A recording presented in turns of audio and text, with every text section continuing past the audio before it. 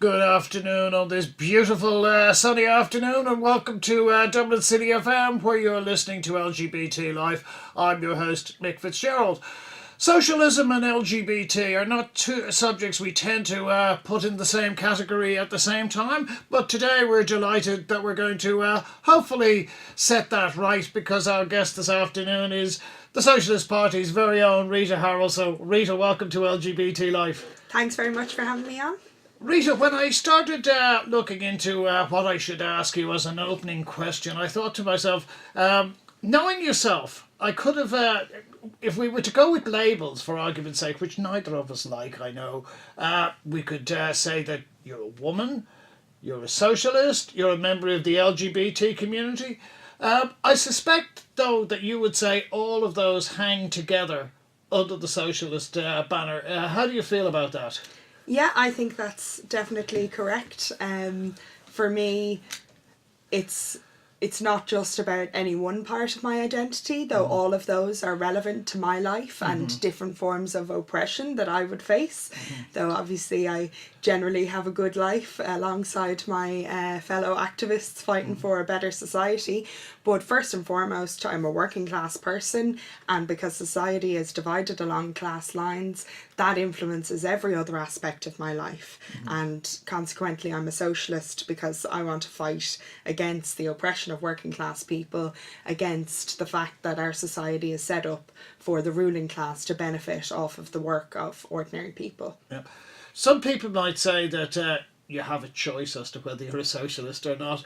When did you first realise that, dare I say it, this had a resonance with not only your experience but the values that you subscribe to, and even the environment that you grew up in? Well, my parents would both be socialists as well, and so I would have grown up with a discussion about capitalism and about society in general. But for me, I went to school during the boom, and it wasn't just a boom in Ireland, obviously, but around the world we were being told capitalism is succeeding, there's a boom, everything's going to be better now. It's a march towards a more progressive, fairer, better society, but at the same time, as incredible wealth in the hands of a tiny minority of really rich people, the 1%, you had mass poverty. And particularly for me, the idea that one individual in America or in the UK has so much wealth and huge numbers of people in the developing world have so little. That doesn't seem like a way we should run society.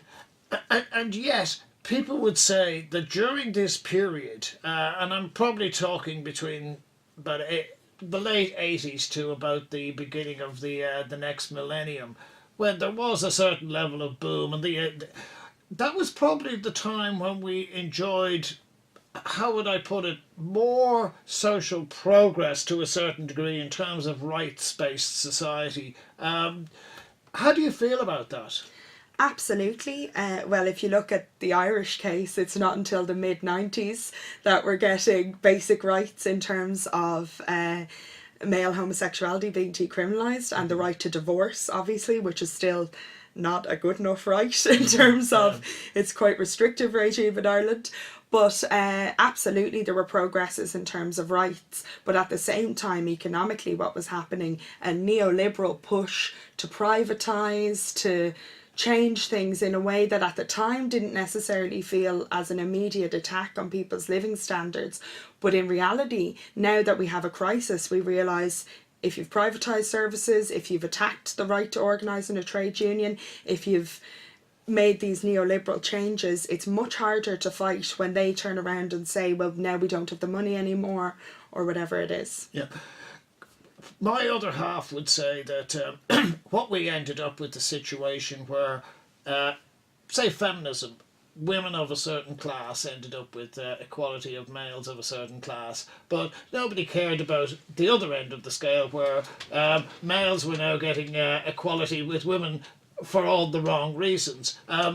Would you say that the same thing perhaps is in danger of happening to the LGBT community, in the sense that she would also say that we only really got the push to decriminalise homosexual acts when people of a certain class started to get affected by the legislation. We've never really cared about the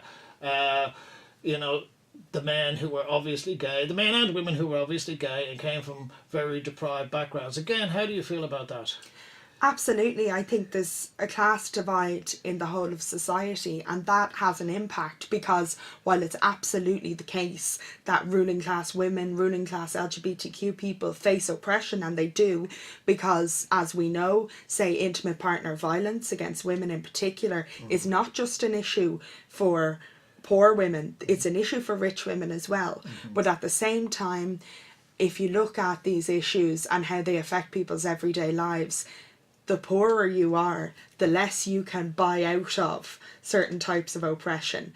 And for me, it's about the interests of the whole of the working class, about ordinary people who want a more progressive society, fighting to change society. Actually, if we're fighting in the interests of a very wealthy LGBTQ person, do they really care about how much individual power that bosses have, etc., if that doesn't impact on them as directly, because they're not at risk of losing their jobs? And maybe they might empathetically care about other people, absolutely, and that's positive, but is it in their interests to engage in a battle to fight, for example, for separation of church and state in Ireland, because it's teachers, it's nurses, it's the staff in these institutions that are being run by the church who currently risk being fired for being gay or for having a relationship outside of marriage at all, because anything that goes against the religious ethos and in that person's personal life can be used to get rid of them. Yep. We'll come back to the marriage equality issue later, but what I wanted to put to you is that when I was growing up in Ireland, you had one regime, whether we like, whatever we want to call it, and whether it was the state or whether it was the Catholic Church, they tended to have the same value systems. The legislation tended to reflect a singular view of that. Are we getting a situation where it's not so much the intention is to eliminate inequality, that perhaps is a nice side effect, but for the state to wrest control or to take responsibility for its role rather than delegate its role to another institution? In Ireland, it was the Catholic Church.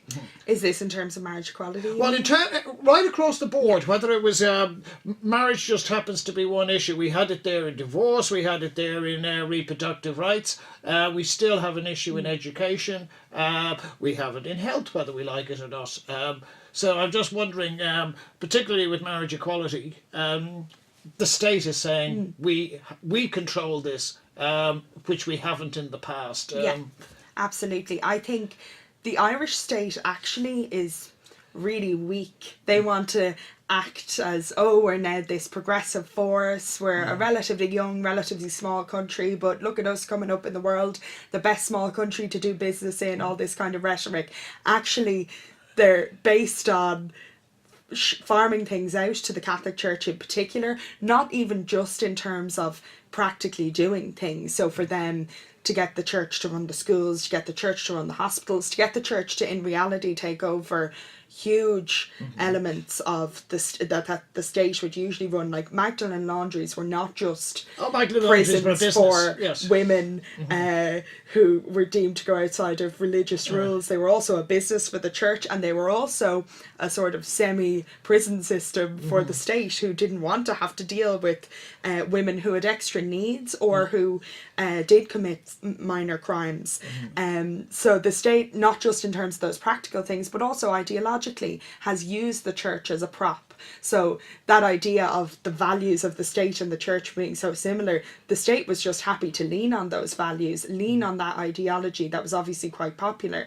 And because of colonial repression, obviously people cling to something that's repressed, was very popular. And then the idea of a new country, which was quite weak and had quite a low economic basis to any success, having the conviction and the support of the population through this leaning on the church.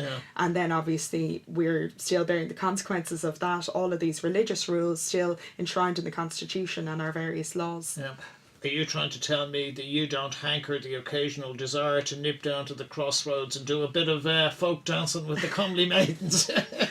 I've never had any religion in my life.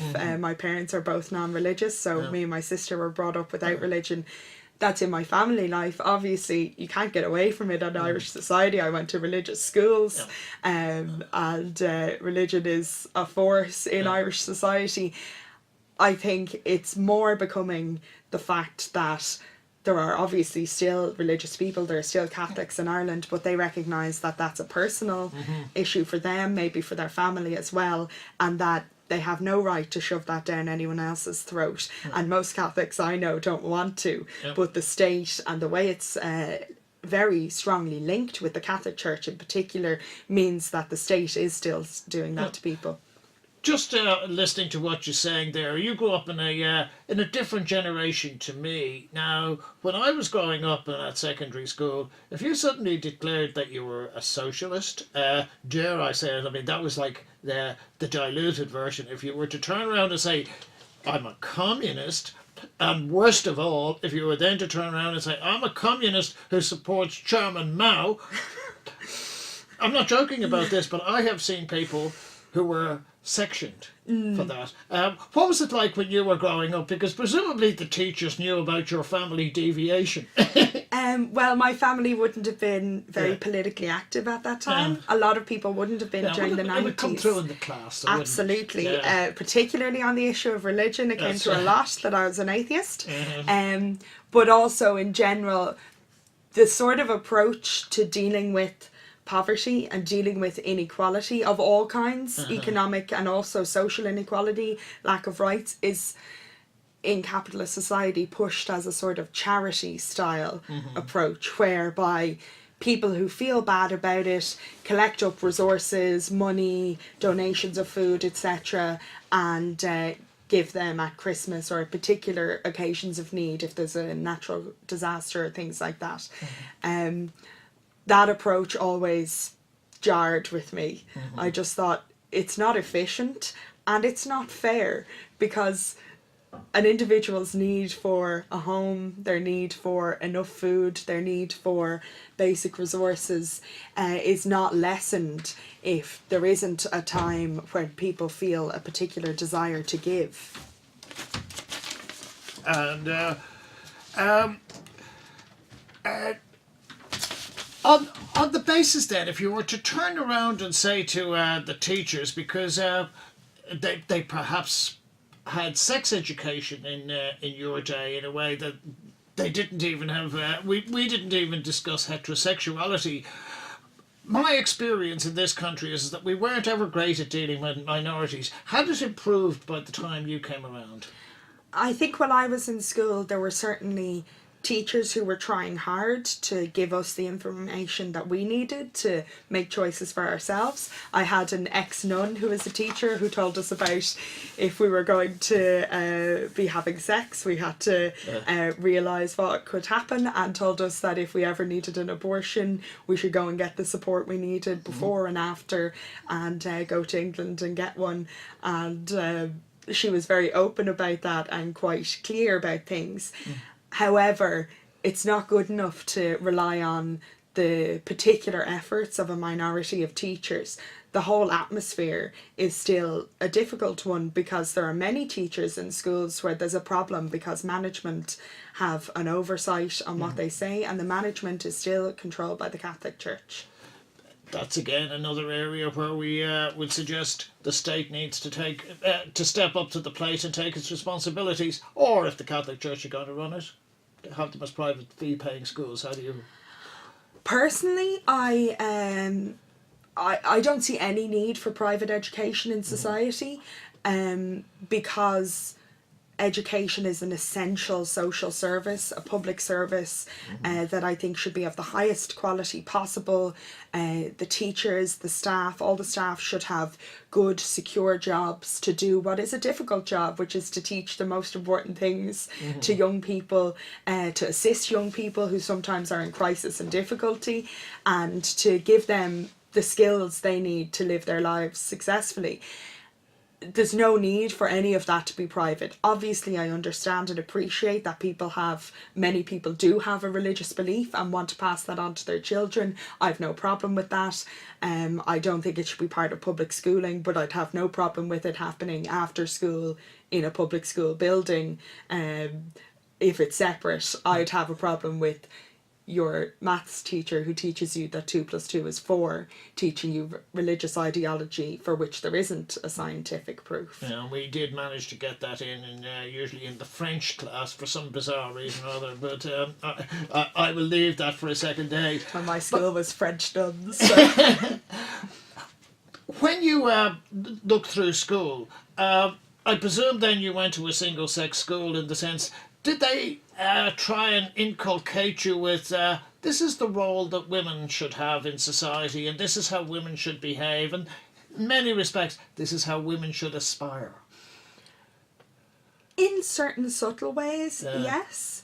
In terms of, my school would have been relatively academic, a desire and a push for us to do as well as we could. There wouldn't have been overt sexism in terms of our home economics class was not how to look after a husband and a baby one day. It was genuinely all of the curriculum, etc. But there would have been subtle things in terms of how you present yourself, representing the school well as an all-girls school, which would have been a little under the radar, not overt, but certainly a subtle line that women should behave in a certain way. Certain instances we had religious retreats run usually by groups from outside the school. Where did you get to go to? We went to we got to go to Rathfarnham Castle, if I remember correctly, and it was freezing. We generally stayed in school, except for in 6th year when we went to a religious house somewhere near the airport. I can't remember what it's called. Some of them were fine and broad discussions about philosophy, etc., that young people would enjoy. Some of them were quite strict on the here's what to do with your sexuality and keep it as limited as possible and don't kiss anyone too hard unless you're planning to marry them, etc. A bit of a bizarrely restrictive line. Yeah, no, we didn't get any. We got a priest with a guitar singing Michael rowed the boat ashore, and which is but can I then come back to you on this whole issue of not sexuality but on gender, in the sense that when we were growing up, we took it for granted. There are no talented women writers, there are no talented women painters, there are no talented women composers, because we would have heard about them. We since know that there are. Had that changed by the time you had gone to secondary school? Probably in terms of writers anyway. Absolutely, in terms of writers. I think we had 8 poets on my Leaving Cert English course and 3 of them were women. Obviously teaching is a very feminine profession. There are a lot of women doing it, so we would have always had a lot of female teachers who would have made it an aim to show that we could do creative things, we could do broader things maybe than society would have thought, and shown us women in the arts, etc. From my perspective, it's not just obviously in terms of gender, women in the arts and in all creative aspects and taking a lead in things has always been played down by society historically. But also if you think now of income inequality and the fact that there are people, millions of people living in desperate poverty in the world today, how do we know what potential creative genius is there with children who are forced to work every day instead of go to school because their family just do not have enough money to live without the children working? We have no idea what those children could potentially achieve. Sure. So that's another aspect of why a better, fairer, more equal society with wealth distributed more fairly would be better for everyone. Not just in terms of you'll have the bread of the things you need every day, but the roses, it's the phrase we use, bread and roses, the whole scheme of things available to humanity, which includes the arts, includes obviously full sexual freedom, etc. On that basis then, I mean, when I was at school, I think there was about 35 people in the class. Statistically, 3.5 of us probably were a bit iffy in their sense. never arose. That as far as we were concerned, that issue was never mentioned. Therefore, it didn't arise. How did they had addressed that by the time you had come to school? Did they have at least some acknowledgement? There's probably some gay people in this class. Maybe we should focus some of the lessons accordingly, or did we do that very Irish thing of just ignore it? There was essentially an ignoring of it from the school, but there certainly were out LGBT people in my year. Okay. And at times there would have been issues of bullying and not even just overt bullying, but a level of exclusion. Which I think it's interesting if you talk to Belong To, who are a great organisation, obviously doing youth work with LGBTQ people. They say it's not about if you live in the heart of Dublin City or if you're in a rural community, how supported a young LGBT person feels. It's about if they have a friend who supports them. That makes all the difference. So I think this was 7 years ago or whenever I was in school last, there was a layer of acceptance and there were certainly people who accepted us, but I think there are schools all over Ireland today where there are accepting supportive friends and where there aren't accepting supportive friends. And I think there's still an issue with if the teachers feel a pressure from management. Not only does it mean they feel they can't be supportive of an LGBT person, but potentially it excuses if they are particularly cruel or unsupportive. What do you? What's your feeling anecdotally? Because I was talking to a guy a few weeks ago called Owen O'Leahon, and he's got a group called Shout Out, which is again works in the same area as Belong To, and I was asking him because anecdotally, we think young boys are going to be tougher on LGBT people. And he was saying, no, that what they were hearing is that teenage girls could be much tougher on other teenage girls, and that the bullying was perhaps worse in a girls' school than it was in a boys' school. Anecdotally, what's your feeling on that one, Rita? I think the way that gender roles are pushed on young women is something insidious and extremely prevalent in society. You can't watch television for 10 minutes without having sexist messages pushed down your throat. And a subtle part of those messages is about your sexuality. It's about what you do with your body, that your body is for the pleasure of men, and that's what your sexuality should be, subservient to a straight man's sexuality. Obviously that doesn't include the fact that many women do not want to sleep with men, but it also doesn't include the reality of what a heterosexual woman's sexuality is in terms of something that sex is something obviously people should actively participate in and not just be sort of a passive witness to. And I think the discussions going on at the minute around consent and informed consent are something very positive.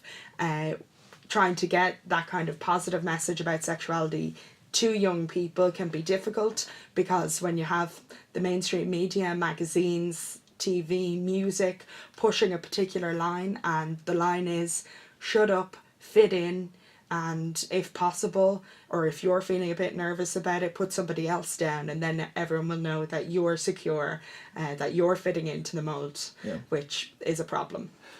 Something what you and we first came across each other around the time of when Tanny were organising the TGU, and I'm going to say this in front of all our listeners here. Socialist Party were one of the first when I approached to say, yes, we're right behind this, and to give credit to yourself and Paul Murphy, you were right behind this from the very beginning. How do you feel about, particularly there is a solution in one form or another that's now been introduced. How do you feel about the solution that the government has put forward, particularly to address the issue of gender recognition? I think it's fantastic that the hard work of campaigners is paying off in this way. I have a problem with the government taking so long to do it. You know, they say it's difficult and it takes time to write legislation, which is true, but issues like this are real live issues for real live people, and not having your documents, your correct documents, not having things set up in a way to make your life as easy as possible is an everyday problem for trans people. So I think the delays are inexcusable.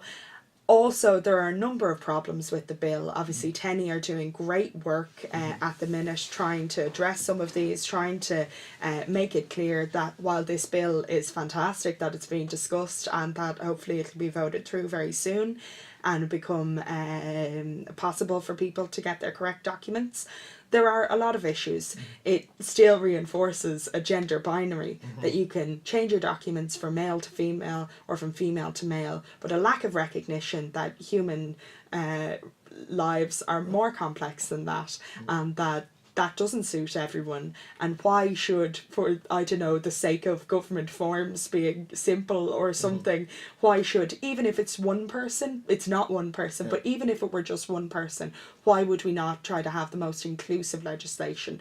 Obviously, the issue as regards young people and the issue of an over-medicalisation, I'm sure there are a huge number of very supportive doctors, but it's not good enough for power to be taken away from the people that this actually impacts. So we would say absolutely recognition as soon as possible brought in by the government, but it should be on trans people's own terms. Without putting you on the spot, it's conceivable that the Socialist Party could be part of an administration after the next general election. And one of the major opposition parties have said to me, if they were the lead party, you can probably guess who they are, they said they would repeal that bill and they would introduce the, if you like, the Argentine legislation that was planned. Is that something that the Socialist Party could find common ground with? Absolutely. We'd be in favour of the most progressive possible legislation to support trans people. And it's about much more than just your documents. Obviously we want that, but also we want resources there in terms of the healthcare needs, in terms of the support and services that trans people need in the community, and that means spending money on it, and we're in favour of that. Yes, well, we know from the stats that trans people have got unfortunate rates of unemployment. We would hope that some legislation might address some of that. But in the meantime, Rita, unfortunately we've run out of time today. So say hello to all our friends down there at the Socialist Party. Rita Harrold, thank you for your time today.